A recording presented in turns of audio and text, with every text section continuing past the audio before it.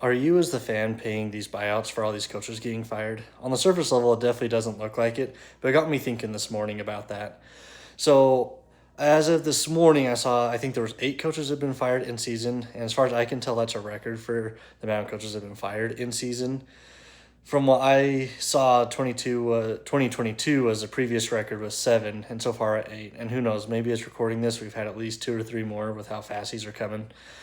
But as we can see, there's been a ranges of coaching buyouts on how much they are paying these coaches not to coach there anymore, anywhere going up to like $50 million. Now, some of these may not be as high, like once they actually get to it, depending on if they get new coaching jobs, stuff like that, it may lower it.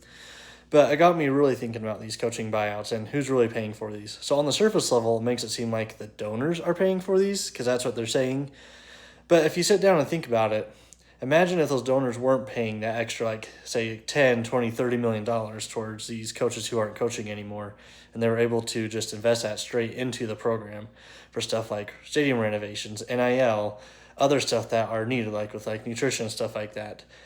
But because they are paying these coaches, now you as a fan have to pay a little bit more with ticket prices and with these NIL donations, stuff like that, to be able to help cover the rest of the costs that these donors aren't paying as much because they're paying the coaches. And so that's just something to think about. And it makes me wonder if there is a way to fix something like this. Like if in the coaches' contracts they can write in certain language to say there's a performance provision where if you don't perform up to a certain standard, here's your buyout, or like you get a certain buyout depending if you have certain performances. Like if you perform a lot better, you get a higher buyout, but if you perform very poorly, then you don't get as high of a buyout. And I feel like that would fix a lot of these issues, but I'm not a legal expert, so if you could let me know down in the comments if you do know a little bit more about contracts and how that could be written in, and if that's even a good idea, let me know. But I feel like that would relieve a lot of the stress because there are some people that just aren't really good at coaching.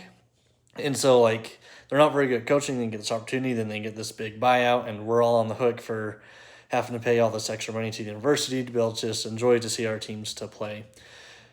Whereas there's other ones like James Franklin where he had performed pretty well over the last 10 years at Penn State. And so, like, I feel like he does deserve a higher buyout because he had proved that he can coach and has coached them to great things and to playoffs, semifinals in the playoffs and stuff like that, compared to someone like at Oregon State with Coach Bray, who hadn't won a game all year.